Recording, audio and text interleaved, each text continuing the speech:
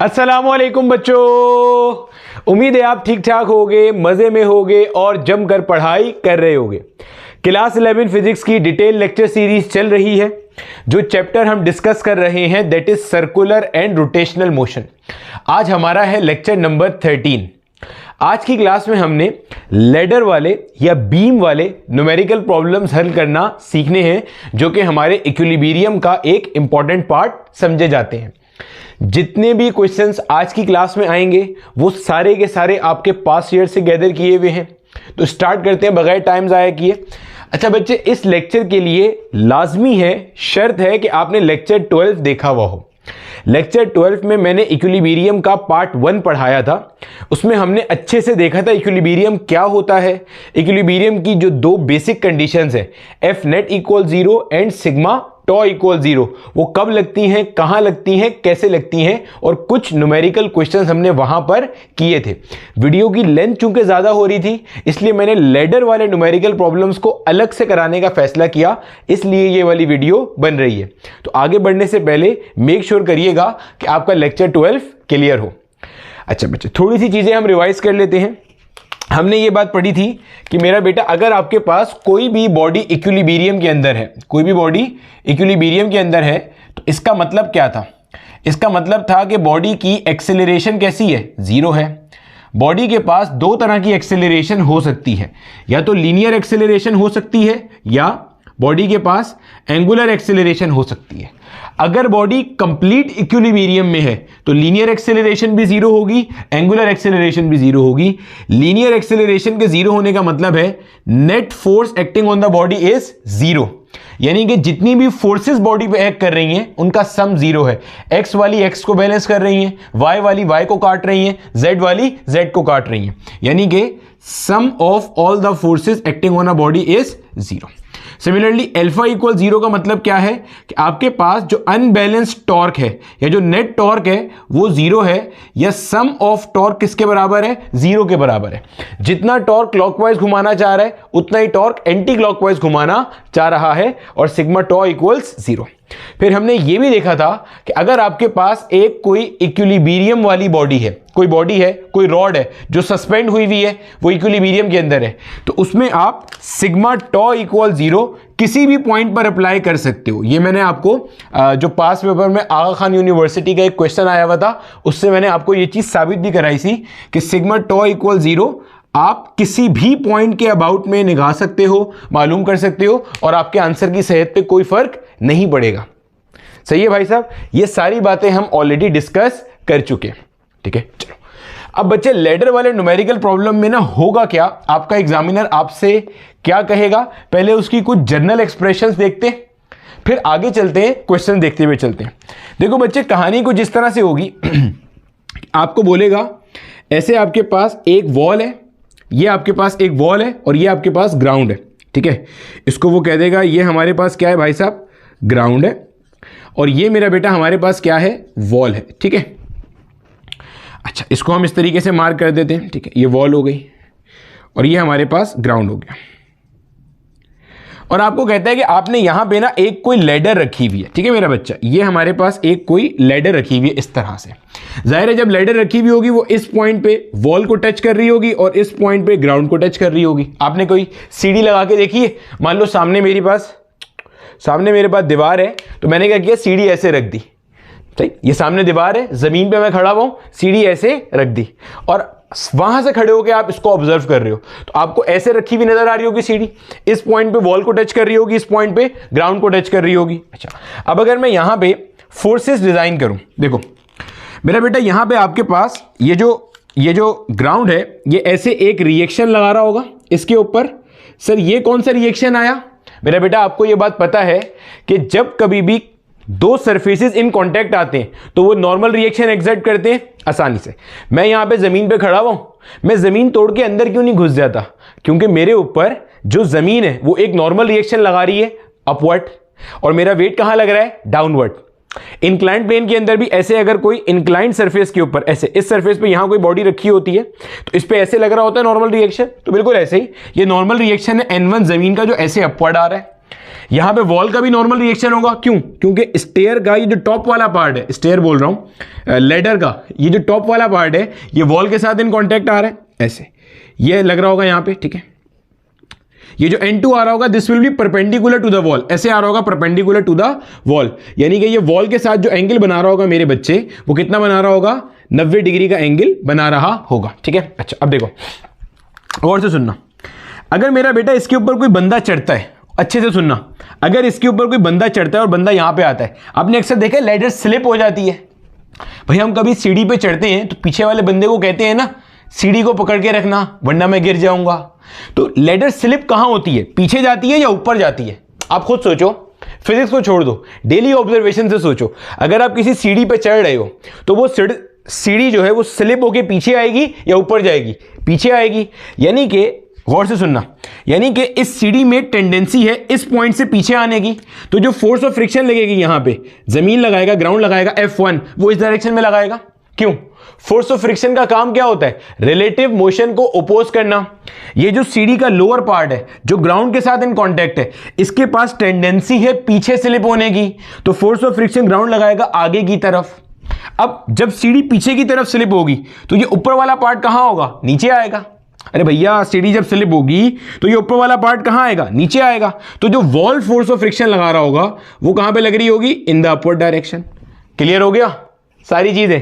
F1 यहां क्यों लग रहा है? अकल से सोचो, देखो रट्टा कुछ भी नहीं है। पहले देखो N1 N2 कहां से आया? Normal reaction. जब भी दो सरफेसेस इन कांटेक्ट आते हैं नॉर्मल रिएक्शन लगता है। ग्राउंड का नॉर्मल रिएक्शन ग्राउंड के परपेंडिकुलर आ गया, वॉल का नॉर्मल रिएक्शन वॉल के परपेंडिकुलर आ गया।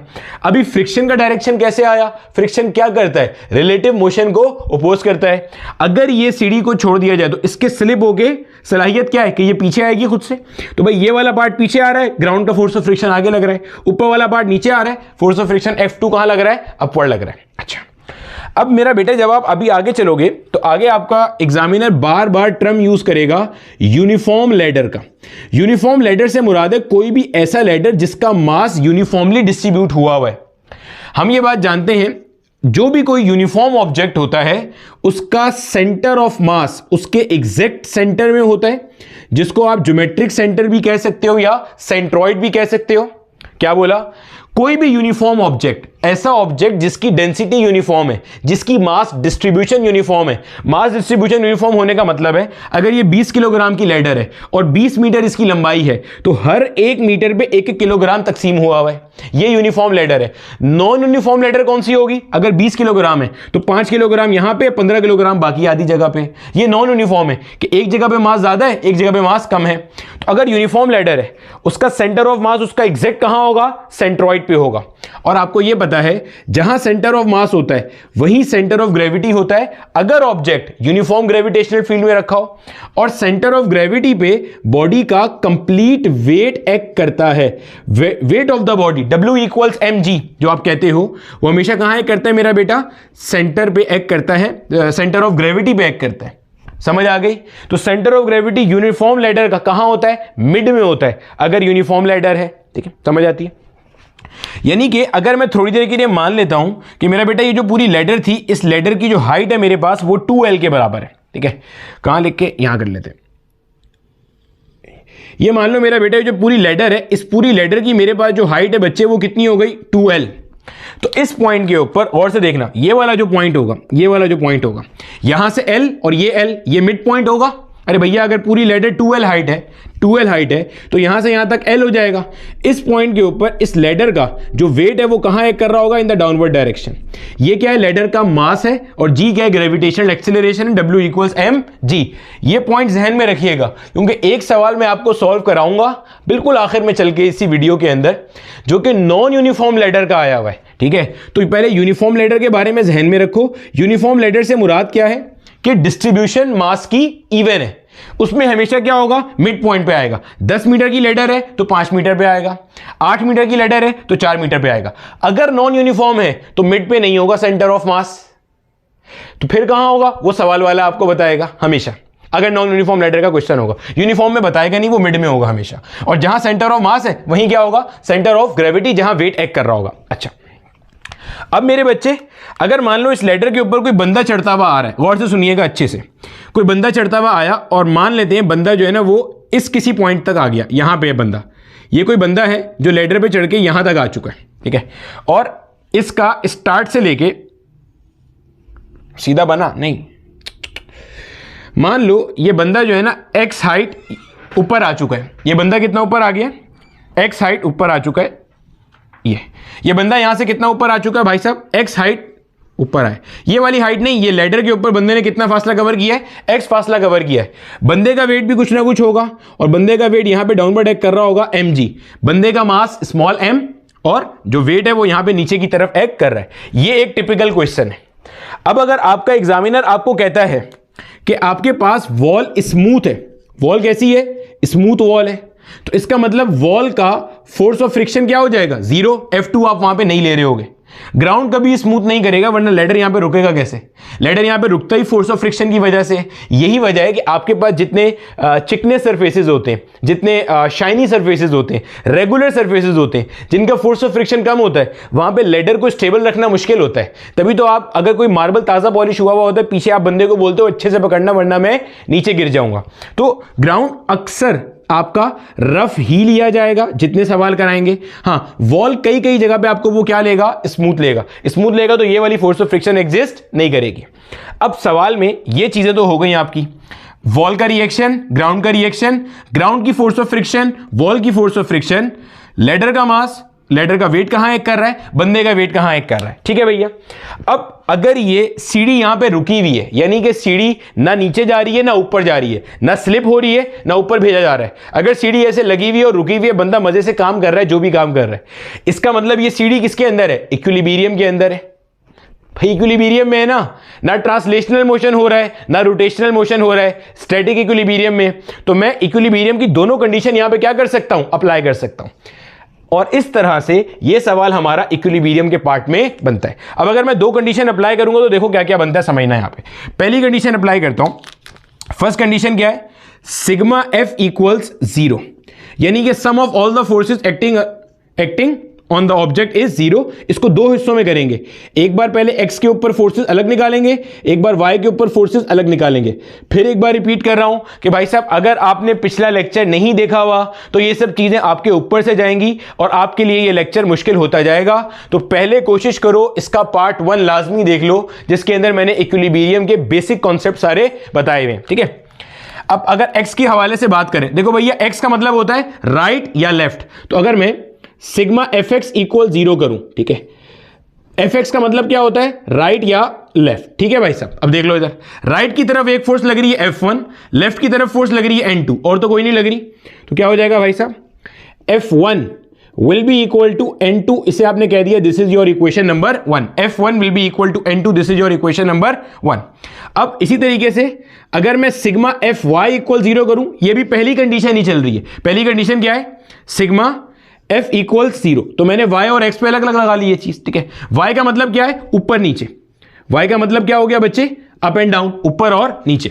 अब देखो ऊपर वाली फोर्सेस कौन कौन सी हैं, N1 ऊपर लग रहा है, F2 ऊपर लग रहा है, N1 ऊपर लग रहा है, F2 ऊपर लग रहा है, विल बी इक्वल टू और कोई ऊपर नहीं लग रहा, नहीं लग रहा, mg नीचे लग रहा है, ये वाला mg भी नीचे लग रहा है। mg लेडर का वेट, कैपिटल मास था, ये वाला mg बंदे का वेट कहां लग रहा है, डाउनवर्ड। ये मेरे पास आ गई मेरा बेटा इक्वेशन नंबर 2, समझ आती है।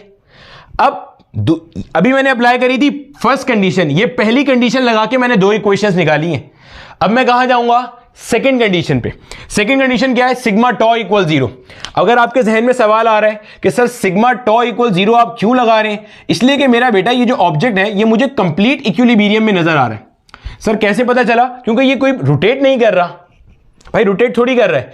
सिग्मा टॉ इक्वल 0 के बारे में हमने क्या अहम तरीन बात पढ़ी थी कि अगर कोई बॉडी इक्विलिब्रियम में है, रोटेशनल इक्विलिब्रियम में है, तो सिग्मा टॉ इक्वल 0 आप किसी भी पॉइंट पे लगा सकते हो, किसी भी पॉइंट पे। मतलब आप टॉर्क निकालो किसी भी पॉइंट के अबाउट। यहां पे अगर मैं पॉइंट्स का नाम भी रख दूं, मान लो ये वाला पॉइंट ए है जहां लैडर जमीन को टच कर रही है, ये वाला पॉइंट मान लो आपके पास बी है, ये वाला पॉइंट मान लो आपके पास ओ है, तो आप टॉर्क अबाउट पॉइंट ए निकालो, ओ निकालो, बी निकालो, जिस पॉइंट के अबाउट चाहो लगाओ, ये इक्वेशन आपकी फॉलो होगी अगर बॉडी रोटेशनल इक्विलिब्रियम में है। रोटेशनल इक्विलिब्रियम का मतलब क्या है, या तो बॉडी रेस्ट में है या रोटेट कर रही है with a constant angular velocity. तो अभी बॉडी रेस्ट में है, रोटेशनल इक्विलिब्रियम में।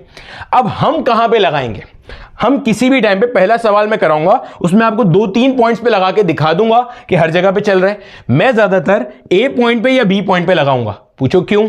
इसलिए कि इन पॉइंट के ऊपर मैक्सिमम नंबर ऑफ फोर्सेस मौजूद होती हैं आपके पास। इससे क्या फायदा होगा, इस पॉइंट के ऊपर जब आप टॉर्क निकालोगे तो इसकी वजह से और इसकी वजह से टॉर्क गायब हो जाएगा। क्यों? टॉर्क का फॉर्मूला क्या होता है, F इंटू आर परपेंडिकुलर। भाई साहब टॉर्क का फॉर्मूला पढ़ाया था, F इंटू डी या F into R perpendicular. R perpendicular या डी क्या होता है, मोमेंट आर्म। मोमेंट आर्म क्या है, पॉइंट ऑफ रोटेशन से line of action of force तक का परपेंडिकुलर फासला। तो भाई अगर मैं इसी पॉइंट के अबाउट इन सारी फोर्सेस का टॉर्क निकालूंगा तो ये मेरा एक्सिस ऑफ रोटेशन बन गया।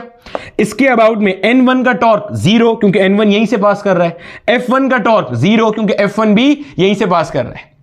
जब अभी आप आगे सवाल देखोगे ना, सवालों में ज्यादातर क्या होता है, आपको वॉल दी हुई होती है स्मूथ, तो यहां पे F2 होता ही नहीं है। इस पॉइंट पे एक फोर्स है, ये जो आपका लेडर का सेंटर है इस पॉइंट पे भी एक ही फोर्स है, क्योंकि बंदे को अक्सर वो या तो ऊपर खड़ा करता है या नीचे खड़ा करता है। यहां भी एक फोर्स, यहां भी एक फोर्स, जहां बंदा खड़ा हुआ है उस पॉइंट पे भी निकाल सकते हो टॉर्क, लेकिन वहां पे भी एक ही फोर्स। यहां का फायदा क्या है, यहां हमेशा 2 फोर्सेज होंगी।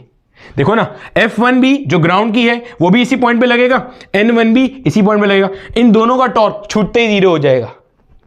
असूल क्लियर रखना, लगा कहीं भी सकते हैं, मैं यहां लगाऊंगा क्योंकि यहां पे हमेशा हमारा आंसर फौरन आ जाएगा। करके भी दिखा दूंगा अभी, ठीक है। चलो अगर मैं अप्लाई करता हूं भाई साहब यहां पे जरा टॉर्क अबाउट पॉइंट ए, मैं ये वाली कंडीशन लगाना चाह रहा हूं या ये वाली कंडीशन लगा रहा हूं कहां पे, अबाउट पॉइंट ए। क्यों लगा रहा हूं, क्योंकि बॉडी इक्विलिब्रियम के अंदर है। तो भाई साहब जरा देखो, समझना, ये मेरे पास लेडर है अगर मैं देखता हूं तो भाई साहब जो मेरा N1 का टॉर्क है, गौर से देखिएगा, जो मेरा N1 का टॉर्क है वो तो मल्टीप्लाई हो गया 0, F1 का टॉर्क भी 0 से मल्टीप्लाई हो गया। क्यों भाई, यही मेरा एक्सिस ऑफ रोटेशन है। N1 यहां से पास कर रहा है, F1 यहां से पास कर रहा है, आर परपेंडिकुलर इसके और इसके लिए 0 0 हो गया, खत्म हो गया। अब यहां पे देखो mg लेडर का वेट, क्या ये टॉर्क प्रोड्यूस करेगा? बिल्कुल, यहां से फासले पर है, समझना अच्छे से। अब जब mg लगेगा तो ये इसको ऐसे घुमाएगा, हाँ या ना, ये इसको ऐसे घुमाएगा, यूं घुमाएगा। ये कैसा है, क्लॉकवाइज है। भाई साहब ये वाली चीज क्या होती है, क्लॉकवाइज, और क्लॉकवाइज टॉर्क आप कैसा लेते हो, नेगेटिव। ये वाली चीज क्या होती है, एंटी क्लॉकवाइज, और एंटी क्लॉकवाइज टॉर्क आप कैसे लेते हो, पॉजिटिव। समझ आ गई बात की, गुड हो गया। अच्छा, इसी को अगर मैं यहां कहीं पे दोबारा ड्रॉ कर दूं ताकि समझाना आसान हो जाए। चलो इतना हिस्सा कॉपी कर लो जल्दी से ताकि मैं इसको थोड़ा सा मिटा के समझा दूं, ठीक है।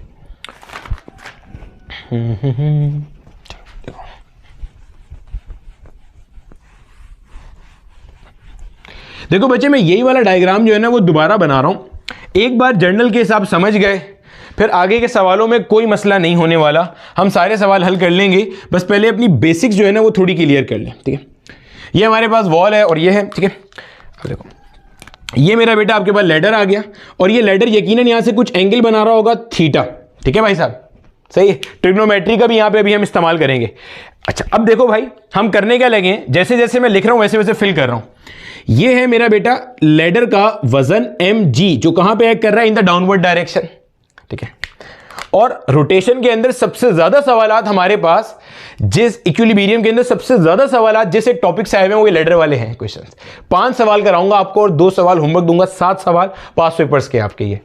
अब इसके अंदर अगर मुझे टॉर्क मालूम करना है, देखो अब इसका टॉर्क लिखना है अगर मुझे, तो भाई टॉर्क का फॉर्मूला क्या होता है, F इंटू डी या R इंटू परपेंडिकुलर। सबसे पहले नोट करो कि ये भाई साहब इसको कैसे घुमाएंगे। देखो इस पॉइंट के अबाउट निकाल रहा हूं ना मैं टॉर्क, इस पॉइंट के अबाउट निकाल रहा हूं। देखो इस पॉइंट के अबाउट रख के देखो इसे, ये फोर्स लगेगी तो ये ऐसे घूमेगा। ये क्या चीज है, क्लॉकवाइज है, और क्लॉकवाइज कैसा लिया जाता है, माइनस। तो भाई सबसे पहले तो आपने यहां लगा दिया minus sign. F into D, force कितनी है भाई, M इंटू जी, और परपेंडिकुलर डिस्टेंस, परपेंडिकुलर डिस्टेंस किस किस के दरमियान में होता है, मैं यहां पे आपको बना के दिखा भी देता हूं कि भाई साहब अगर आपके पास ये कोई रॉड है जो ऐसे पिवट हुई हुई है, हमने पहले भी कई दफा देखा है, फिर रिवाइज कर लो। रॉड ऐसे पिवट हुई हुई है और ये ऐसे और ऐसे घूमने की सलाहियत रखती है, ऐसे, ठीक है, ऐसे बाहर नहीं आएगी, ठीक है, ऐसे घूमने की सलाहियत रखती है। तो भाई साहब हम डी मोमेंट आर्म या आर परपेंडिकुलर किसे कहते हैं, देखना, मान लो मैंने ऐसे फोर्स लगाई, तो मेरा बेटा ये जो चीज होती है ना, गौर से देखना, ये जो चीज होती है इसको आप कहते हो line of action of force. क्या कहते हो इसे आप?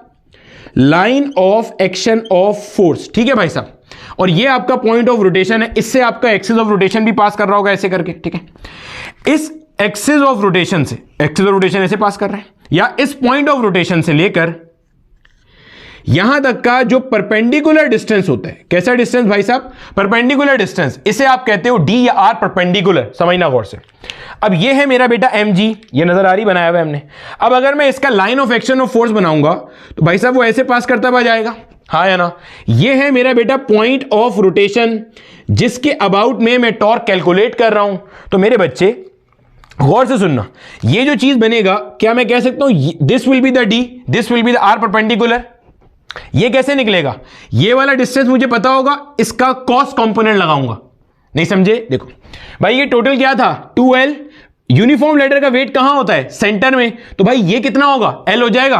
अरे भैया ये इतना हिस्सा, सिर्फ इतना हिस्सा क्या हो जाएगा? गौर से देखो, ये हिस्सा क्या हो जाएगा? ये हिस्सा बच्चे L के बराबर हो जाएगा, हाँ या ना? इतना हिस्सा क्या हो जाएगा? L के बराबर हो जाएगा। बेसिक समझ लो अच्छे से ताकि वो क्लियर हो जाए। जब ये L के बराबर हो जाएगा तो ये वाला डिस्टेंस कितना आ गया? L cos थीटा के बराबर आ गया। सही है, तो क्या लिखूंगा यहां पे? माइनस का mg multiply by L cos of theta. और ये थीटा देख लो एंगल किसके साथ है? हॉरिजॉन्टल के साथ है, L cos थीटा। फिर समझ लो, कोई मसला नहीं है, नहीं समझ में आया कोई दिक्कत नहीं है। अभी ये वाला mg जो बंदा यहां खड़ा हुआ है, इसका भी तो वेट होगा भाई, इसका भी तो वेट एक्ट करेगा। जब इसका वेट एक्ट करेगा तो इसकी वजह से भी टॉर्क प्रोड्यूस होगा। अब अगर मैं वो टॉर्क मालूम करना चाहूं, फिर देख लेते हैं, मान लेते हैं कि हमें नहीं समझ में आया कि सर आपने लेडर का टॉर्क कैसे निकाला। कोई इशू नहीं है, देखो फिर देख लो भाई, ये आपके पास वापस वही लेडर वाला सूरत हाल आ गई। ठीक है, ये मान लो आपके पास लेडर है भाई साहब। ये हम किस पॉइंट के अबाउट टॉर्क निकाल रहे हैं भाई साहब? हम इस पॉइंट के अबाउट टॉर्क निकाल रहे हैं। बंदा यहां पे खड़ा हुआ है, फोर्स कितनी लग रही है जनाब? mg फोर्स लग रही है। यहां से यहां तक का फासला कितना है? L नहीं है, अब की बार x है। यहां से कितने फासले पे खड़ा हुआ है बंदा? x पे। भाई यहां पे L क्यों लिया था? फिर यूनिफॉर्म लेडर थी, यूनिफॉर्म लेडर का सेंटर ऑफ मास कहां होता है? मिड पॉइंट पे होता है, इसलिए L लिया था 2L के। ठीक है, अब देखो भैया मुझे इस पॉइंट के अबाउट निकाल रहे हैं। मैंने कहा भाई पहले इसका line of action of force बना लो, बना लिया भैया। ठीक है, ये होगा बच्चे आपके पास perpendicular distance between point of rotation and line of action of force. और ये कैसे आएगा आपके पास? x cos theta. यहां पे जो d है ये किसके बराबर हो गया? x cos थीटा के बराबर हो गया आपका। ये क्या हो गया? x cos theta. यानी कि क्या बनेगा? माइनस का mg into x cos of theta. Minus क्यों आया भाई? इस पॉइंट के अबाउट देखो, ये ऐसे घूम रहा है, ये क्या चीज है? क्लॉकवाइज है। तो भैया जब ये क्लॉकवाइज घूमेगा, क्लॉकवाइज टॉर्क कैसा होता है? नेगेटिव होता है। इसका हो गया, इसका हो गया, इन दोनों का वैसे जीरो हो गया। अब एक ये बच गया n2। अभी भी नहीं समझ में आया, फिर से n2 का देख लीजिए, फिर से n2 का देख लो जल्दी से। देखो अब बच्चे यहां पे अगर मैं n2 के हवाले से बात करता हूं, ये मान लो ये रहा n2 की फोर्स मेरा बेटा कैसी लग रही है? n2 की फोर्स लग रही है ऐसे, ये है n2। किस पॉइंट के अबाउट निकाल रहे हैं? इस पॉइंट के अबाउट। ये क्या है भाई साहब? ये थीटा है मेरे पास। अब क्या करना है? आपको टॉर्क चाहिए, तो उसके लिए परपेंडिकुलर डिस्टेंस चाहिए होगा। परपेंडिकुलर डिस्टेंस के लिए क्या बनाना है? Line of action of force. ये रहा भाई साहब line of action of force. Line of action of force होता क्या है? वो लाइन जो फोर्स से पास करे। जब आप किताबें देखोगे उसमें लिखा होता है वो इमेजिनरी लाइन जिसके ऊपर फोर्स के वेक्टर का हेड और टेल लाई कर रहा हो। तो हो गया भाई साहब ये। अब अगर मैं इसके लिए d देखता हूं तो भाई साहब ये मुझे लग रहा है इसके लिए d है। ये भाई परपेंडिकुलर डिस्टेंस के लिए यही बनेगा, हाँ या ना? ये इसके लिए d होगा। और ये कैसे आएगा? ये अगर आपके पास ये टोटल कितना है देखना जरा, ये कितना है टोटल? ये टोटल कितना है आपके पास? ये टोटल आपके पास 2L है जो लेडर की लेंथ है। 2L cos थीटा ये होगा, 2L sin थीटा ये होगा, 2L sin थीटा। तो भाई साहब ये हो जाएगा 2L sin थीटा। बन गया भाई, ये 2L है, ये क्या बन जाएगा? 2L sin theta. तो अगर मैं इसके लिए लगाऊंगा तो क्या बनेगा? प्लस का n2 और ये कैसे घुमा रहा है? और से देखो, ये लेडर है, n2 इधर लग रही है, तो भाई ये ऐसे घुमा रहा है। ये कैसे घुमा रहा है? देखो ये लेडर है, n2 वहां लग रहा है फोर्स, इस पॉइंट के अबाउट निकाल रहे हैं, ऐसे घुमा रहा है। ये कैसा है? एंटी क्लॉकवाइज है, एंटी क्लॉकवाइज पॉजिटिव होता है। n2 और डिस्टेंस कितना आ रहा है? 2L साइन थीटा, भाई 2l साइन थीटा आएगा ना, 2l cos थीटा ये होगा, 2l साइन थीटा ये हो जाएगा, सही है।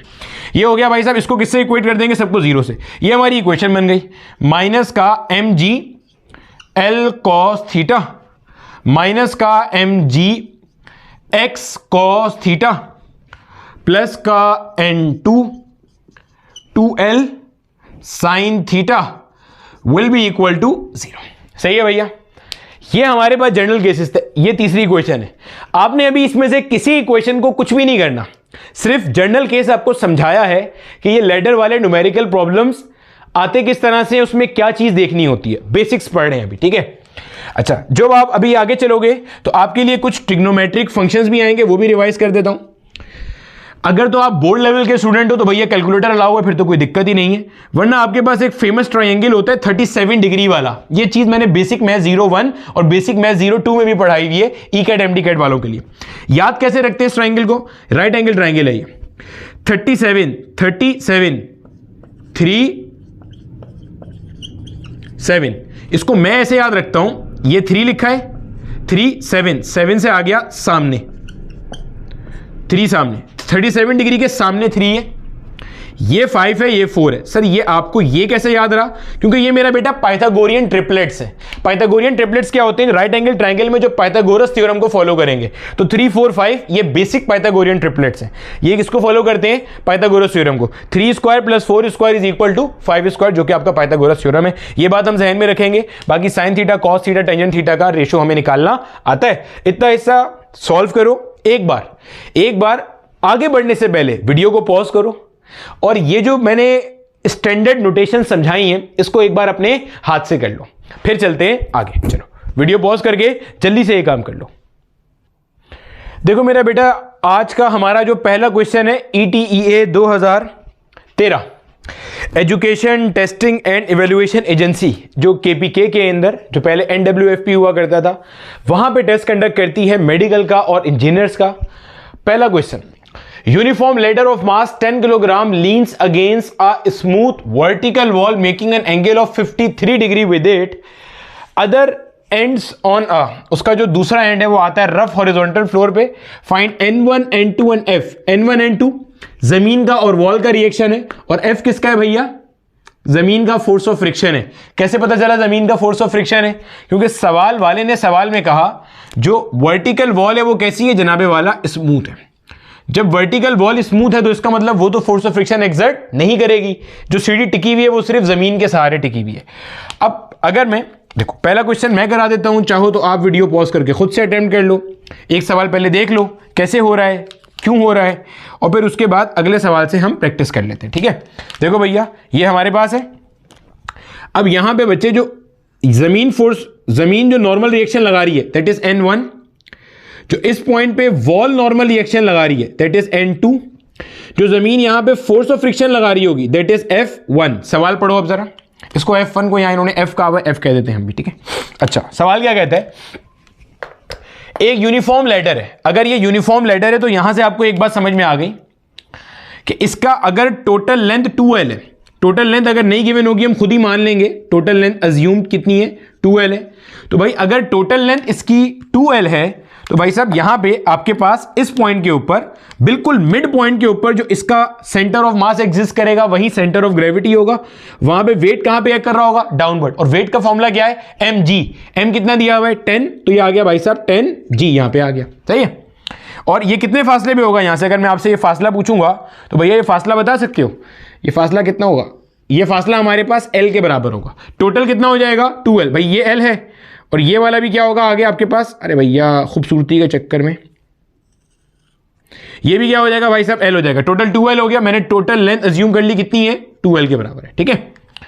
अच्छा और क्या चीज है, और ये वाला angle making an angle of 53 degree with it, किसके साथ दिया हुआ है, ये वर्टिकल के साथ एंगल दिया हुआ है, ऐसे ही है। Against a smooth vertical wall making an angle of 53 degree with it. बच्चे ये वाला एंगल आपको दिया हुआ है कितना है 53 डिग्री। अच्छा सर ये 53 डिग्री दिया हुआ है, इससे क्या होगा भाई साहब, ये एंगल कितना है 90 डिग्री। ट्राइंगल के इंटरनल एंगल का सम कितना होता है 180, तो भैया ये वाला एंगल कितना हो जाएगा 37 डिग्री हो जाएगा। अरे भैया टोटल कितने होना चाहिए 180, 180 में से 90 निकाल दो, पीछे कितना बचा 90, इसका और इसका सम 90 होना चाहिए, 90 में से 53 निकाल दो, 53 निकाल दो, कितना बचा 37 डिग्री। और 37 वाला ट्राइंगल तो अभी मैंने आपको बताया ही था, इसीलिए बताया था क्योंकि एग्जामिनर अक्सर यही ट्राइंगल पूछता है। तो भाई ये 37 डिग्री कैसे याद रखेंगे, 3 सामने, ये क्या हो गया 4 और ये हो गया 5 हाइपोटेन्यूज तो सबसे बड़ा ही होता है, ठीक है, समझ आ गई बात की। अब भाई साहब ये हमारे पास बड़े मजे से लीन हुई है, लिखा हुआ है, तो मैं इसके ऊपर मेरी दो कंडीशन ऑफ इक्विलिब्रियम लगा सकता हूं। पहली कंडीशन अगर मैं लगाऊं सिग्मा एफ इक्वल 0, इसको अगर मैं पहले एफ एक्स पे अप्लाई करूं, net F x equal 0, x के ऊपर देखो कौन कौन सी फोर्सेज हैं, एक फोर्स एफ लग रही है, एक फोर्स N2 लग रही है, तो F will be equal to N2, this is our equation number 1, एफ N2 के बराबर आ गया, A1 है। अच्छा, इसी तरह अगर मैं एफ वाई के अलॉन्ग लगाऊं, ऊपर वाली नीचे वाली, ऊपर वाली कौन सी है N1, नीचे वाली कौन सी है 10G, और तो कोई नहीं है, तो N1 will be equal to 10G, 10G कहां से आई, ये वेट ऑफ द लेडर है, mg मास कितना दिया है 10 और g का g आ गया, 10 मल्टीप्लाई बाय ग्रेविटेशनल एक्सेलरेशन कितनी है 10, ऐसे ही है ना भाई, 10 से क्या हो गया 100, तो जनाब ये वाला N1, ये N1 कितना आ गया 100 न्यूटन। अब हमें f की वैल्यू निकालनी है। अब यहां पे बच्चे एक चीज जरा और समझ लेना, पहले हमें ये चीज पता होती है ना f की वैल्यू है म्यू n, तो अक्सर बच्चे क्या गलती करते हैं, इसको नोट करना, वेरी इंपॉर्टेंट पॉइंट नोट करना। अक्सर बच्चे क्या गलती करते हैं, बोलते हैं सर यहां f निकालना है, यहां f निकालना है, तो भाई ये जो f है ना इसको आप सीधा सीधा लिख दो म्यू n1, म्यू n1 क्यों, क्योंकि भाई साहब n1 यहां पे रिएक्शन है और ये निकालना है, यहां पे म्यू नहीं दिया हुआ तो शायद आपके जहन में ये चीज ना आए, लेकिन फिर भी पॉइंट डाल के नोट कर लो, अगर म्यू दिया हुआ भी हो तो आप इस फॉर्मूले से फोर्स ऑफ फ्रिक्शन नहीं निकालोगे। वजह, वैसे तो इसका आंसर फोर्स ऑफ फ्रिक्शन के कॉन्सेप्ट में तफसील से बताया था, मैं रिपीट कर देता हूं। भाई साहब ये हमारे पास है स्टैटिक फ्रिक्शन, और जो स्टैटिक फ्रिक्शन होती है ना ये वेरिएबल होती है, सेल्फ एडजस्टिंग होती है, ये अपने आप को 0 से लेके एडजस्ट करती है मैक्सिमम वैल्यू तक, और इसकी मैक्सिमम वैल्यू है लिमिटिंग फ्रिक्शन। यहां से जो आप कैलकुलेट करोगे ये लिमिटिंग फ्रिक्शन है, यानी कि this is the maximum friction that this ground can exert. मिसाल दे रहा हूं, लेट्स से आपको म्यू दिया हुआ था, n आपने निकाला, सॉल्व करके आंसर आया 150 न्यूटन, मिसाल दे रहा हूं समझाने के लिए, आंसर क्या आया 150 न्यूटन आ गया, या 50 न्यूटन आ गया, समझ लो 50 न्यूटन आ गया, आपने इसको सिंप्लीफाई किया, यहां से आंसर आपके पास आ गया 50 न्यूटन। ये 50 न्यूटन का मतलब है ग्राउंड मैक्सिमम 50 न्यूटन एक्सर्ट कर सकता है, हो सकता है अभी 50 न्यूटन की जरूरत ही ना हो, सिर्फ 20 न्यूटन की जरूरत हो। क्यों, देखो ये गाड़ी रुकी हुई है, मान लेते हैं कि ये जो जमीन है ना ये 50 न्यूटन की फोर्स ऑफ फ्रिक्शन लगा सकता है, अगर मैं इसके ऊपर 10 न्यूटन की फोर्स लगाऊंगा इसे आगे बढ़ाने के लिए, तो क्या ये आगे जाएगा, नहीं, क्योंकि फोर्स ऑफ फ्रिक्शन इसे बैलेंस कर देगी। जमीन कितनी फोर्स लगाएगा मेरी 10 न्यूटन को बैलेंस करने के लिए, 10 ही लगाएगा। जमीन अगर 50 लगाएगा और मैं 10 लगाऊंगा तो पीछे आ जाएगी। ऐसा कभी हुआ कि आपने किसी गाड़ी को धक्का दिया वो उल्टा पीछे आना शुरू हो जाए, नहीं होता। यही कॉन्सेप्ट है सेल्फ एडजस्टमेंट का।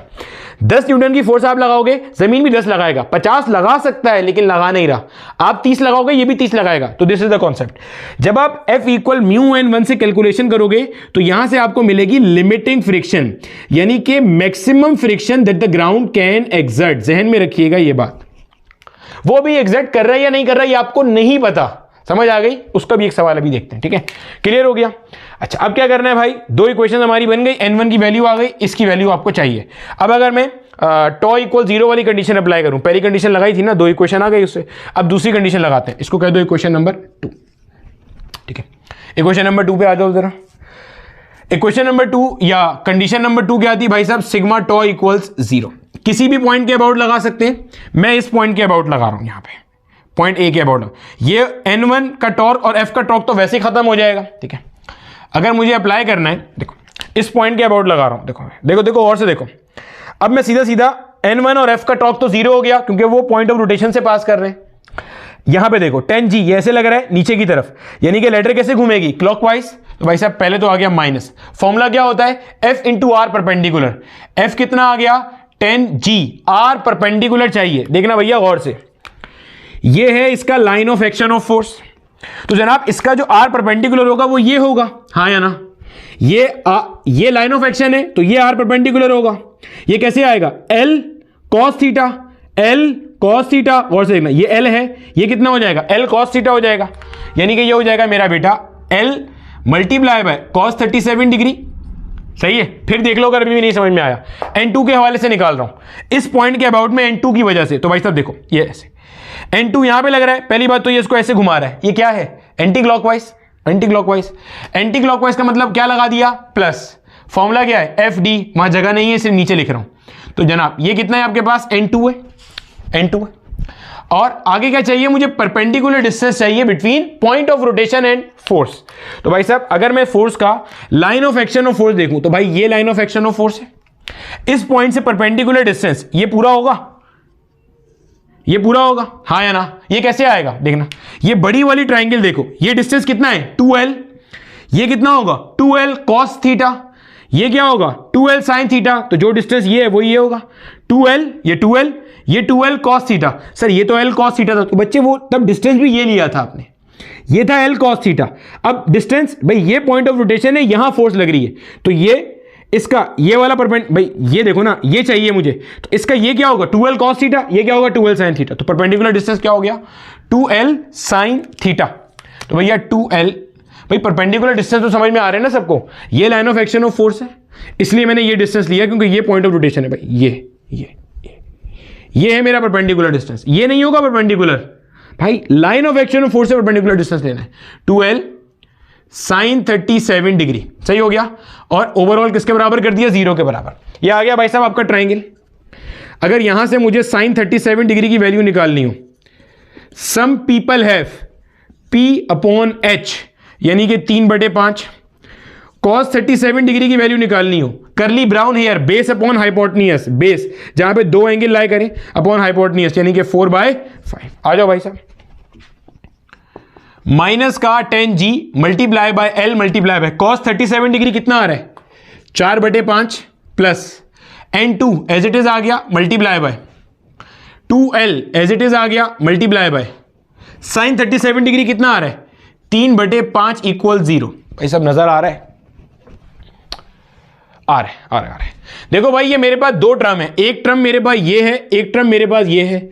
इन दोनों में से मुझे l/5 कॉमन आ रहा है, निकाल लो भाई l/5 कॉमन, क्या बचा ब्रैकेट में माइनस का tan g मल्टीप्लाई बाय 4, यही बचा ना भाई साहब, प्लस का N2 multiply bye 2 multiply by 3, भाई l/5 तो बाहर चला गया इक्वल 0, l/5 को वहां फेंक दिया, 0 से डिवाइड होकर खत्म हो गया, माइनस का 40g प्लस का 6N2 will be equal to 0, इसको वहां ले जाओ, 6N2 will be equal to plus का 40g, N2 will be equal to 40 multiply by 10, g का वैल्यू रख दिया, अपॉन में आ गया 6। सिंप्लीफाई कर लेंगे उठा के 400/6, 2 से कैंसिल करेंगे 200/3, आगे सॉल्व कर लो भाई। अब जरा 3 6 हो गया 18, 20 में से 18 गया 2 यहां आ गया 20 बन गया, ये भी 3 6 हो गया 18, फिर 2 बचा, डेसिमल लगाया, आगे 0 लगा दिया, 66.67, N2 का वैल्यू क्या आ गया 66.67 न्यूटन, ये आ गया। और यही आपके पास किसका वैल्यू आ रहा है F का वैल्यू आ रहा है, यहां कहीं लिखा था ना, ये रहा। F और N2 क्या आ रहा है आपस में बराबर आ रहा है, F और N2 आपस में क्या आ रहा है बराबर आ रहा है, गेटिंग माई पॉइंट, F और N2 आपस में क्या आ रहा है बराबर आ रहा है।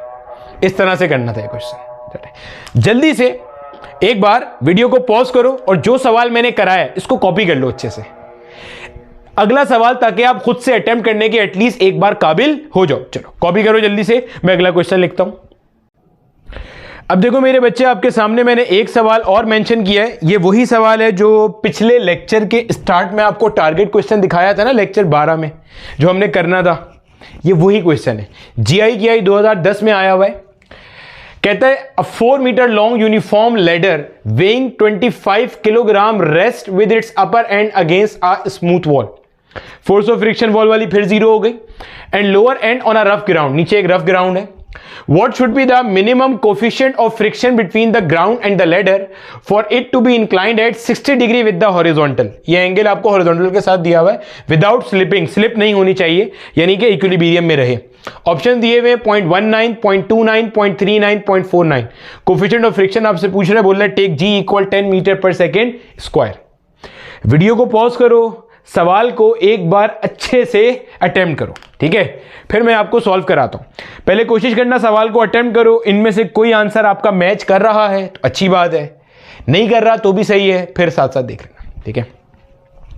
8 फरवरी का दिन है, जनरल इलेक्शंस हैं आज, ठीक है। चलो देखो जल्दी से, देखो भैया, उम्मीद करता हूं आपने एक बार एटलीस्ट ट्राई कर लिया होगा, ठीक है। चलो सबसे पहले डायग्राम बना लेते हैं। ये मेरा बेटा हमारे पास सूरत हाल है कुछ इस तरह से, और यहां पे आपके पास ऐसे लैडर मौजूद है, ठीक है। ये लैडर आ गया आपके पास। अब इसके ऊपर अगर हम फोर्सेस मार्क करेंगे तो जनाबे वाला, सबसे पहले तो एक आपके पास यहां पे N1 फोर्स ये रही भाई, एक ऐसे आपके पास F फोर्स ऐसे आ गई, ठीक है। इस पॉइंट से N2 फोर्स ये आ गई आपके पास, N2 फोर्स, ये जिसका लाइन ऑफ एक्शन इस तरह से आ रहा होगा, ठीक है। अच्छा जनाबे वाला, यूनिफॉर्म लैडर है, तो भाई यूनिफॉर्म लैडर का जो ये है वेट, वो एग्जैक्ट मिड में होगा इसका centre of mass, centre of gravity, ठीक है। यहां से ये एक्ट कर रहा है डाउनवर्ड, और भाई साहब इसका वेट क्या दिया हुआ है, 25 किलोग्राम। वेट कैसे आता है, mg से आता है, तो भाई 25g यहां पे एक्ट कर रहा है। भाई ये इतना छोटा दिख भी रहा है, 25g, मुश्किल हो रही है, इसको थोड़ा बड़ा बना लें हम लोग, ठीक है। इसको थोड़ा सा बड़ा ड्रॉ कर लेते हैं। 1 मिनट दो जरा मुझे, 1 मिनट, फायदा नहीं है ना, नजर ही ना आए मजे में। यहां देख लो, यहां ड्रॉ कर लेते हैं, ठीक है। देखो चलो देखो, ये आ गया मेरा बेटा, हमारे पास लैडर आ गया। अगर हम मार्किंग करेंगे, ये हमारे पास N1 normal reaction of the ground, यहां पे ऐसे ये आ रहा है हमारे पास N2, this is the normal reaction of the wall, और ये मैंने इसका लाइन ऑफ एक्शन बना दिया ताकि आगे इस्तेमाल हो सके। इसकी पूरी लंबाई कितनी है, 4 मीटर है, सवाल में गिवन है 4 मीटर लॉन्ग यूनिफॉर्म लैडर है। यूनिफॉर्म लैडर का मतलब है बिल्कुल मिड में इस पॉइंट के ऊपर इसका वेट एक्ट कर रहा होगा। वेट क्या होता है, mg, यानी कि 25g इसका वेट एक्ट कर रहा होगा। अगर मैं आपसे बोलूं भाई ये डिस्टेंसेस भी मार्क कर दो, तो जनाबे वाला ये वाला डिस्टेंस कितना हो जाएगा, 2 मीटर। किस खुशी में भाई, टोटल लेंथ कितनी है, 4 मीटर है, तो बिल्कुल मिड में एक्ट करेगा, तो 2 मीटर नीचे आ गया, 2 मीटर ऊपर आ गया, कुल मिला के क्या हो गया, 4 मीटर। और आपको यहां से एंगल कितना दिया हुआ है, 60 डिग्री दिया हुआ है, ये वाला एंगल, ठीक है। ये N1 मार्क कर दिया, और ये आपके पास क्या होगा जनाबे वाला, ये हमारे पास होगा F, which is the force of friction of the ground, ठीक है। ऐसे लग रहा है। और कोई चीज दी हुई है नहीं, जी का वैल्यू दिया हुआ है। करना क्या है भाई, सबसे पहले आपने यहां पे इक्वेशंस फॉर्म कर ली, ठीक है। सबसे पहले आपने यहां पे क्या फॉर्म कर लेनी है भाई साहब, इक्वेशंस फॉर्म कर ली। चलो इक्वेशन बनाते हैं। हमारे पास एक जगह रुका हुआ है, सही है, एक जगह रुका हुआ है हमारे पास। तो हमारे पास सिग्मा F इक्वल 0, यानी कि sum of all the forces इस पे 0 है। अगर पहले x के अलोंग वाली फोर्सेस का सम 0 किया जाएगा, सीधे हाथ पे एक फोर्स लग रही है F, उल्टे हाथ पे एक फोर्स लग रही है N2, यानी कि F will be equal to N2। ये हमारे पास आ गई मेरा बेटा पहली इक्वेशन, ठीक है। अब अगर मैं बात करता हूं इसी पहली कंडीशन के ऊपर y के ऊपर लगाऊं, यानी कि सिग्मा Fy इक्वल 0, y मतलब ऊपर और नीचे वाली फोर्सेस बैलेंस करनी है। बंदा तो इस पर कोई भी नहीं था, तो ऊपर वाली फोर्स एक N1 है, और तो कोई नहीं है, और कोई नहीं है। N1 will be equal to 25g, और 25g से क्या मुराद हो गई, 25 मल्टीप्लाई बाय 10, यानी कि N1 क्या आ रहा है भाई साहब, N1 मेरे पास आ रहा है 250 न्यूटन, ठीक है, ये आ गया। अब क्या करना है, अब सिग्मा टॉ इक्वल 0 कर लेते हैं। मान लो भाई साहब मैं इस पॉइंट के ऊपर सिग्मा टॉ इक्वल 0 कर रहा हूं, ठीक है। सिग्मा टॉ इक्वल 0 कर लिया मैंने उठा के इस पॉइंट पे। तो भाई इस पॉइंट पे जब मैं लगाऊंगा तो N1 वाला, ये जो N1 है, ये तो एक्सिस ऑफ रोटेशन से ही पास कर रहा है, FP एक्सिस ऑफ रोटेशन से पास कर रहा है, तो इनका टॉर्क तो क्या हो गया, 0। अगर 25g वाले वेट ऑफ द लेटर की बात करूं तो ये इसको ऐसे घुमा रहे हैं क्लॉकवाइज डायरेक्शन में, यानी कि माइनस का 25g, ये तो हो गई फोर्स। अब क्या चाहिए, डिस्टेंस चाहिए, और डिस्टेंस कैसा होगा, पॉइंट ऑफ रोटेशन से परपेंडिकुलर डिस्टेंस। तो भैया अगर आप इसका line of action of force देखोगे, ये है इसका line of action of force, तो भाई साहब ये डिस्टेंस आपका होगा परपेंडिकुलर डिस्टेंस, बोलो हाँ या ना। अरे भैया ये होगा ना, ये पॉइंट ऑफ रोटेशन है, तो ये कैसे निकालोगे आप, 2 cos 60 डिग्री, 2 cos 60 डिग्री, तो क्या बनेगा भाई, 2 cos 60 डिग्री, ये आ गया 2 cos 60 डिग्री। अच्छा अब और ये तो चला गया, अब N2 का आएगा। N2 का मुझे नजर आ रहा है एंटी क्लॉकवाइज होगा, इसलिए पॉजिटिव लगा दिया। कैसे, ये देखो N2 यहां लग रहा है, तो ये ऐसे घूमेगा, ऐसे घुमाना चाह रहे हैं ना भाई N2, तो N2 और इसका परपेंडिकुलर डिस्टेंस, तो भाई परपेंडिकुलर डिस्टेंस कैसे आएगा, ये मैंने line of action of force बनाया, तो इसका परपेंडिकुलर डिस्टेंस ये वाला होगा भाई, हाँ या ना। ये इसके बराबर होगा। ये कैसे आएगा? ये है 4 मीटर, ये क्या होगा 4 cos 60 डिग्री, ये क्या होगा 4 sin 60 डिग्री। तो ना ये आ गया मेरे पास 4 sin 60 डिग्री, और ये सारा टॉर्क किसके बराबर होगा? 0 के बराबर होगा। सिंप्लीफाई कर लेंगे, माइनस का 25 multiply by 10 multiply bye 2 multiply by cos 60 degree. cos 60 degree कितना होता है? हाफ होता है। प्लस का n2 multiply bye 4 multiply bye sin 60 degree कितना होता है? √3/2 हो गया भाई ये। अच्छा सिंप्लीफाई कर लो भाई, 2 से 2 मर गया, 2 1 जा 2 2 जा, यहाँ क्या हो गया 4 हो गया। सही है। यहाँ क्या भाई, यहाँ बन गया आपके पास माइनस का 250 प्लस का 2 √3 n2 will be equal to 0। सही हो गया। n2 का वैल्यू चाहिए आपको, 2 √3 n2 will be equal to 250। सही है। सिंप्लीफाई कर लेंगे तो जनाबे वाला n2 will be equal to 250 divided by 2 √3। सही हो गया। 2 से कैंसिल कर दो, क्या बनता है 125 डिवाइडेड बाय √3 न्यूटन। ये आपके पास क्या आ गया? n2 का वैल्यू आ गया। और हमें पता है जो n2 है वही हमारे पास क्या आ रहा है? फोर्स ऑफ फ्रिक्शन आ रहा है। अब सवाल में मेरा बच्चा बड़ो आपको कह क्या रहा था, गौर से सुनो फिर हम चलते हैं आगे। सवाल ये कह रहा है कि भाई साहब आपने कोफिशिएंट ऑफ फ्रिक्शन बताना है। अभी कोफिशिएंट ऑफ फ्रिक्शन बताने के लिए क्या करेंगे? आपके पास f आ गया, f को उठा के आप इक्वेट कर दो अपना म्यू इंटू n से। समझना, फिर सवाल की मजीद कॉन्सेप्ट की फील लेते हैं। f मेरा बेटा किसके बराबर हो जाएगा? म्यू n1 के बराबर हो जाएगा। क्यों भाई? इसी पॉइंट पे फोर्स ऑफ फ्रिक्शन लग रही है, इसी पॉइंट पे नॉर्मल रिएक्शन आ रहा है। f कितना दिया हुआ है आपके पास? 125 डिवाइडेड बाय √3। म्यू आपको चाहिए, n1 कितना आया? n1 आया आपके पास 250। सिंप्लीफाई करेंगे, 125 1 जा 125 2 जा, mu will be equal to 1/2 √3। यही बना 1/2 √3 बना। अगर मुझे ये डेसिमल वाले आंसर चाहिए, अगर मैं यहां पे मेरा बेटा √3 से मल्टीप्लाई डिवाइड कर दूं, गौर से सुनना, √3 से मल्टीप्लाई डिवाइड कर दूं तो ये बन जाएगा √3 डिवाइडेड बाय 2 मल्टीप्लाई बाय √3 क्या होता है? √3 का स्क्वायर, स्क्वायर से रूट मर गया, 3 आ गया।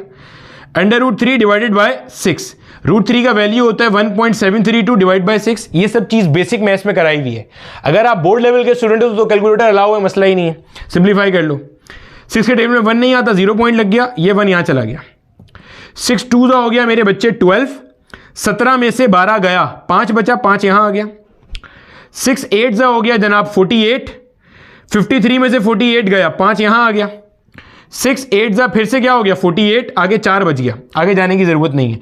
0.288 राउंड ऑफ करके इसे मैं क्या लिख सकता हूं? 0.29। अब जरा समझो आपने ये मालूम क्या किया है, देखो समझना। आंसर तो आ गया आपका, एक ऑप्शन 0.29 आपने टिक कर दिया। सवाल की ना अब लॉजिक का फील लो जरा। आपने बोला अगर यहां पे जमीन का कोफिशिएंट ऑफ फ्रिक्शन, जिस पॉइंट पे ये लेटर्स ग्राउंड को टच कर रहा है, कोफिशिएंट ऑफ फ्रिक्शन 0.29 है, तो ये मिनिमम वैल्यू है विदाउट स्लिपिंग के लिए। वजह देखो बच्चे, अगर आपका कोफिशिएंट ऑफ फ्रिक्शन 0.29 से कम होगा, समझना जरा, f का वैल्यू कहां से आ रहा है? म्यू n1 से आ रहा है। अगर आपका कोफिशिएंट ऑफ फ्रिक्शन 0.29 से कम हो गया तो f का वैल्यू 125/√3 से कम हो जाएगा। जब ये कम हो जाएगा तो आपका ये जो लैडर है ये इक्विलिब्रियम में नहीं रहेगा। समझ आई बात की? इतने कोफिशिएंट ऑफ फ्रिक्शन को यहां रखने पर यह आंसर आ रहा है। अगर आपका कोफिशिएंट ऑफ फ्रिक्शन इससे कम हो गया तो ये जो ये आंसर आ रहा है ये भी ये नहीं रहेगा, फिर ये भी कम हो जाएगा। तो इसका मतलब जो फोर्स ऑफ फ्रिक्शन है वो कम हो गई, यानी वो इससे यहां पे होल्ड कर ही नहीं पाएगी और लैडर पीछे स्लिप कर जाएगी। तो this is the minimum value, minimum coefficient of friction जो चाहिए यहां पे इसको रोकने के लिए। पॉइंट समझ आती है? ठीक है, चलो कॉपी कर लो, अगले सवाल की तरफ चलते हैं। अब देखो मेरे बच्चे, आपके सामने एक सवाल और है, आर्मी मेडिकल कॉलेज 2016 में पूछा गया है। कहता है uniform ladder having a length 10 metre and mass 20 kilogram is resting against a vertical wall making an angle of 37 degree with it. ठीक है भैया, ये आ गया हमारे पास हिसाब किताब।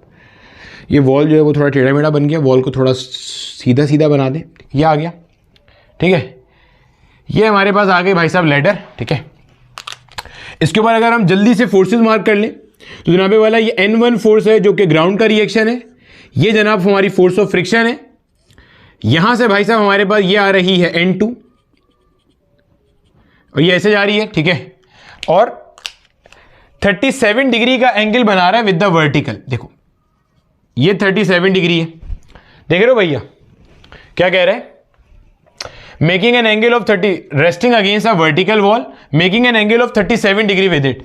ये 90 होगा तो बच्चे ये कितना हो जाएगा, 53 डिग्री हो जाएगा। ठीक है, अभी तो पढ़ के आए थे और यहीं से हमें हमारा ट्राइंगल याद आ गया जो हमने पढ़ा हुआ है। अगर ये 37 डिग्री है, ये 53 डिग्री है, ये 90 है, तो भैया 37 के हिसाब से ये 3 है, ये 4 है और ये 5 है। अब इसको भूल जाओ भाई, ये 37 था, उसके लिहाज से ये 3, ये 4, ये 5 हो गया ये। अब ये चीज़ ध्यान में रख लेना भाई साहब बस, ठीक है। Vertical wall is smooth but the ground is rough. Painter, एक बंदा इसके ऊपर चढ़ रहा है, एक पेंटर भैया है वो इसके ऊपर चढ़ रहे हैं और उनका अपना मास कितना दिया हुआ है, 60 किलोग्राम दिया हुआ है बंदे का mass. If mu between ground and the ladder is 0.6, up to what maximum height can he climb without causing the ladder to slip. ये कहां तक जा सकता है ऊपर बगैर लेडर को स्लिप कराए हुए। सही है, इससे हम मजीद कॉन्सेप्ट का फील लेंगे। एक बार वीडियो को पॉज करके सवाल को अटेम्प्ट कर लो।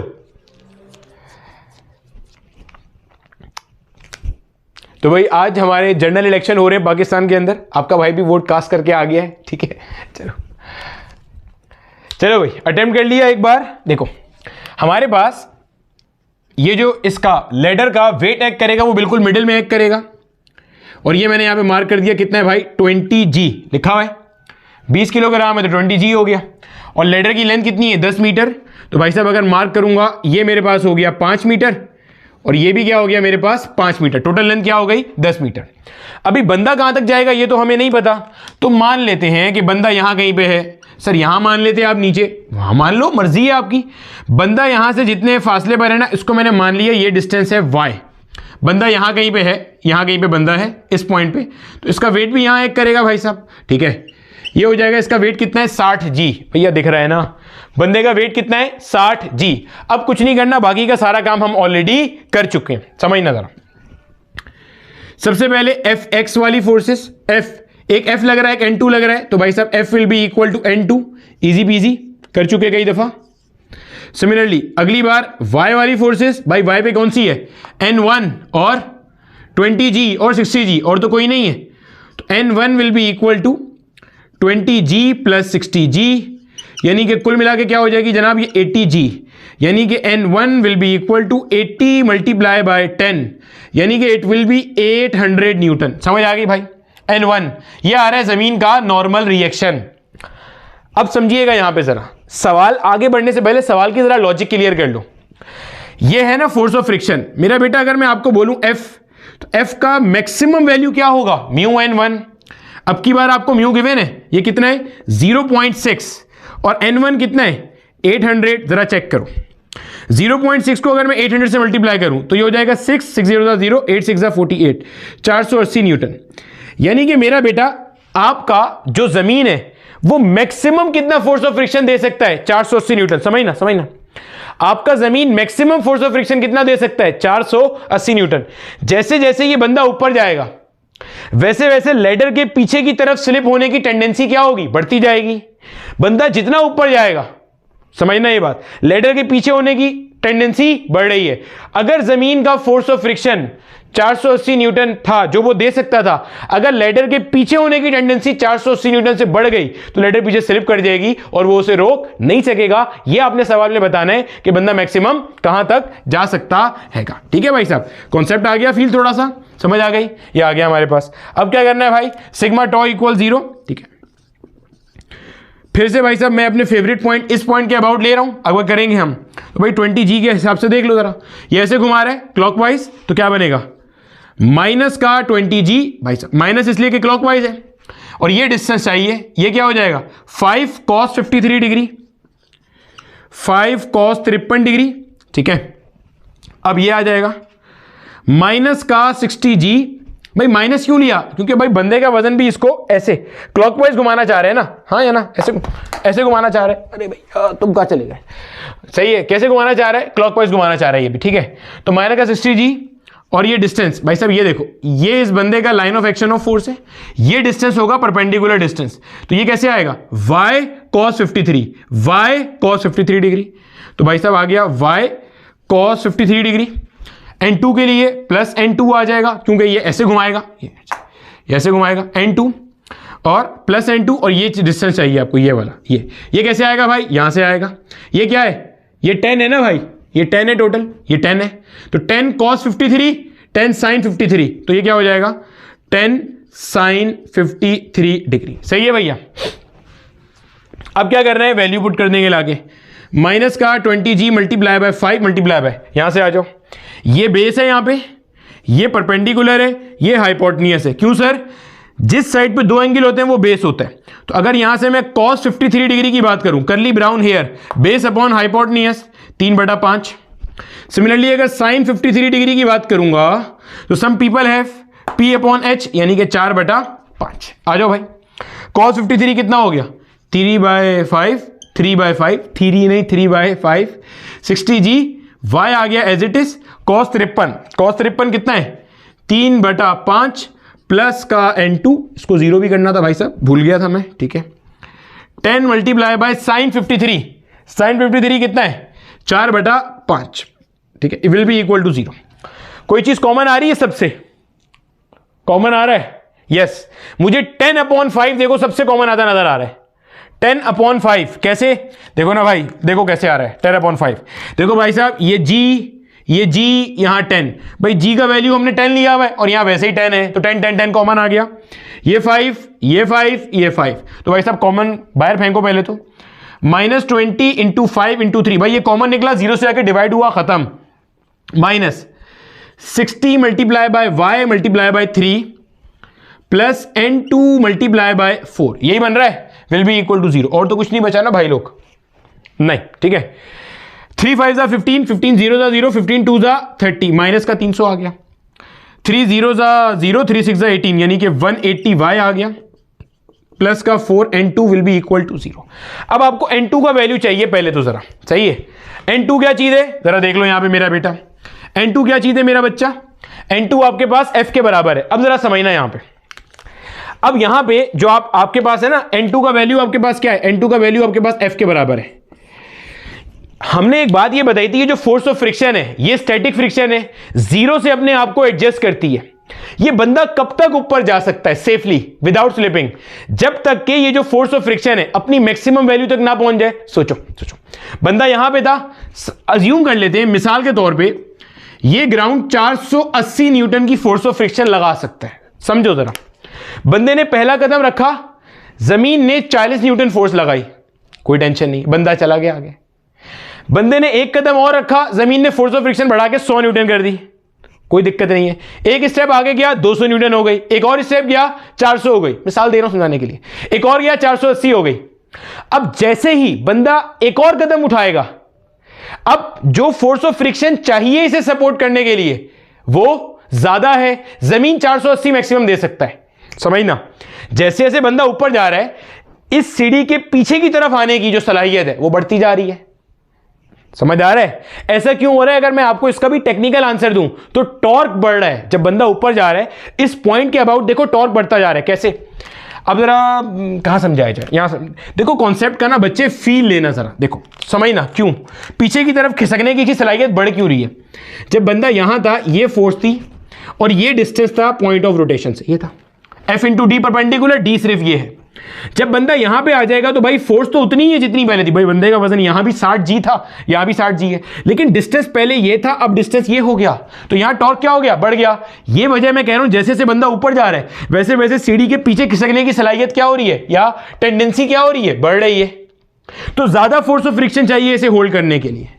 तो बंदा जब इस पॉइंट पे आ गया जहां पे फोर्स ऑफ फ्रिक्शन जमीन मैक्सिमम दे सकता है, बैलेंस है, कोई दिक्कत नहीं है, 480 को काट रहा है। जैसे ही वो एक कदम आगे जाएगा, अभी पीछे की तरफ जो फोर्स लेके जा रही है वो बढ़ गई और आगे रोकने के लिए जो फोर्स चाहिए थी वो कम हो गई, तो स्लिप कर जाएगी। ठीक है, तो मैं यहां पे कह सकता हूं कि जो आप फोर्स ऑफ फ्रिक्शन का वैल्यू रखोगे वो मैक्सिमम वाला रखोगे। मैक्सिमम क्यों रखोगे भाई? अब मैक्सिमम इसलिए रखोगे क्योंकि आपने बताना है without slipping, without causing the ladder to slip, वो मैक्सिमम कहां तक जा सकता है। तो भाई F equal mu N1, mu कितना आ गया आपके पास? म्यू आ गया हमारे पास 0.6 और N1 हमने निकाला था, नहीं निकाला था वो रहा 800 न्यूटन। इसको मैं ऐसे कर सकता हूं 6/10 मल्टीप्लाई बाय 800, 0 से 0 मर गया, 80 को 6 से मल्टीप्लाई कर दो, क्या आ रहा है? 480 न्यूटन आ रहा है। अब वहां लाके पुट कर देंगे, माइनस का 300 माइनस का 180y प्लस का 4 multiply by 480 will be equal to 0। सही है भाई साहब, सिंप्लीफाई कर लो। मुझे सबसे 10 कॉमन आता नजर आ रहा है, देखो 10 10 10 10 कॉमन निकाल दो, 0 0 मर गए यहाँ सबके। यहाँ क्या हुआ, माइनस का 30 माइनस का 18 बाय प्लस का 4 multiply by 48 will be equal to 0। Simplify कर लेते हैं आप, 4 को 48 से मल्टीप्लाई करो, 54 का क्या होता है 200, 200 में से 8 माइनस कर दो, 192 आ गया यहाँ पे। तो 192, 18 वाई को वहां भेज दो, ये हो जाएगा माइनस का 30। 192 में से आप 30 निकाल दो, क्या बचता है 162 will be equal to 18 Y. y will be equal to 162/18। Table याद होने चाहिए अगर आप ई कैट एमडी कैट वाले हो। 89 से क्या हो जाएगा आपके पास 162, यानी कि मेरा बच्चा आपके पास ये 9 मीटर ऊपर जा सकता है, समझना। लैडर की कुल लंबाई कितनी है 10 मीटर, ये बंदा कहां तक जा सकता है 9 मीटर तक। जैसे ही ये 10वें मीटर पे जाएगा, अब आपके पास जो टॉर्क चाहिए वो अवेलेबल नहीं होगा। चाहो तो आप सॉल्व भी करके चेक कर लो, यहां से समझ आ रही है बात की, हाँ या ना भाई। अब देखो, अगर मैं यहां पे देखो, समझना गौर से, मैं क्यों कह रहा हूं कि अवेलेबल नहीं होगा ये भी समझ लो। अगर मैं यहां y का वैल्यू 10 रख दूं, ये y मान लो 10 हो गया, ठीक है। अगर यहां 10 रख दूं तो अब इसको सिंप्लीफाई करोगे ना, ये वैल्यू 0 के बराबर नहीं आएगी। आपने फोर्स ऑफ फ्रिक्शन मैक्सिमम रख दी, ये कट कुट के 0 नहीं हो रहा, जो क्लॉकवाइज टॉर्क है वो बढ़ जाएगा और ये लैडर पीछे की तरफ खिसक जाएगी और बंदा ऊपर से नीचे गिर जाएगा। अब जरा कॉन्सेप्ट का फील लेना जो अभी तक आप पढ़ के आए हो। इस सवाल में आपने देखा जैसे जैसे बंदा ऊपर जा रहा है f का वैल्यू बढ़ता जा रहा है। आपने विदाउट स्लिपिंग के लिए जब निकाला तो आपने n2 को यानी कि f से इक्वेट किया, f को मैक्सिमम रखा, 9 मीटर आया आंसर। अब मुझे एक बात बताओ, समझना जरा, अगर मिसाल के तौर पे बंदा जो है वो 7 मीटर पे खड़ा हुआ है, यानी कि y का वैल्यू क्या है 7 मीटर है, तो क्या उस केस के अंदर जो फोर्स ऑफ फ्रिक्शन है वो 480 न्यूटन लग रही होगी? नहीं लग रही होगी। अगर बंदा यहां से कहां खड़ा हुआ है, यहां से 7 मीटर के फासले के ऊपर है, क्या उस केस के अंदर फोर्स ऑफ फ्रिक्शन 480 लगेगी? नहीं लगेगी। चलो ये आपको जरा साबित कराऊं ताकि आपको कॉन्सेप्ट का जबरदस्त फील आ जाओ। ये सवाल तो हमारा हो गया, ठीक है। अब जरा कॉन्सेप्ट को फील करना बच्चे, जो मैं आपको बातचीत बता रहा हूं ना, क्या आपको वो चीज हजम भी हो रही है या नहीं हो रही है? देखो जरा समझो, मैं कहता हूं बंदा आप मौजूद है 7 मीटर के ऊपर, सवाल तो सॉल्व कर लिया, 9 मीटर से आगे जाएगा तो खिसक जाएगी। अभी बंदा कहां है 7 मीटर पे, सीढ़ी तो स्लिप नहीं होगी। बताना यह है कि अभी जमीन फोर्स ऑफ फ्रिक्शन मैक्सिमम नहीं लगा रही होगी, ठीक है। जरा जल्दी से टॉर्क की इक्वेशन लगाओ इसी पॉइंट के अबाउट में। क्या बन जाएगी भाई, माइनस का 20g और ये था, ठीक है 20g, 5 cos 53 degree, 5 cos 53 degree, ठीक है, माइनस का 60g, और अभी कहां माना है बंदे को मैंने 7 मीटर पे, तो मान लो ये 7 मीटर है, 7 cos 53 डिग्री, 7 cos 53 डिग्री। और n2 वाला क्या था भैया, n2 मल्टीप्लाई बाय 2l, या 2l यहां पे कितना है आपके पास, ये पूरा 10 मीटर के बराबर है, 10 मल्टीप्लाई बाय साइन 53 डिग्री। अरे भैया ये 10 साइन 53 ये वाला आ जाएगा, ठीक है, शुड बी इक्वल टू 0, ठीक है। सिंप्लीफाई कर लो, माइनस का 20 मल्टीप्लाई बाय 5, कॉस 53 डिग्री कितना आया था हमारे पास 3/5, माइनस 60 मल्टीप्लाई बाय, भाई यहां से जी का उड़ा दिया, जी एज इट इज रखो, जी एज इट इज रखो, 7 मल्टीप्लाई बाय कॉस 53 कितना आया था 3/5, प्लस का n2 multiply by 10 multiply by sine 53 कितना आया था 4/5 will be equal to 0। Common क्या आ रहा है 10/5, तो g से g मर गया, ये g नहीं है 10 है, तो g का वैल्यू 10 लिया हुआ मैंने, 5 से 5 मर गया, मतलब कॉमन निकाल के 0 से डिवाइड कर दिया। यहां क्या बचा 3 5 15, 15 0 0, 15 2 30, माइनस का 300, माइनस का 7 3 21, 21 0 0, 6 को 21 से मल्टीप्लाई करना है, 6 1 6, 6 2 12, माइनस का 126 और आगे 0 आ गया, समझ आई। 7 3 21, 21 0 था, ये आ गया, और 21 को 6 से मल्टीप्लाई किया तो ये लिख दिया उठा के, सेट है।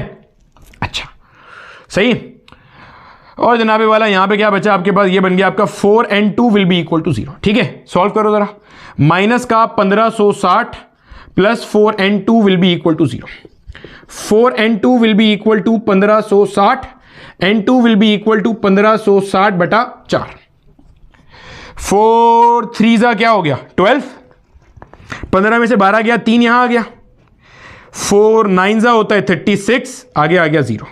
n2 का वैल्यू क्या आ रहा है मेरे बच्चे 390 न्यूटन, और n2 किसके बराबर होता है N2 बराबर होता है F के। इसका मतलब जमीन जो अभी फोर्स ऑफ फ्रिक्शन लगा रही है वो कितनी है, 390। सवाल समझना, अगर आपने कॉन्सेप्ट को फील करना है, जमीन मैक्सिमम कितनी फोर्स ऑफ फ्रिक्शन लगा सकती है, 480 न्यूटन। जब बंदा 7 मीटर के ऊपर है तो कितनी लगा रही है, 390 न्यूटन।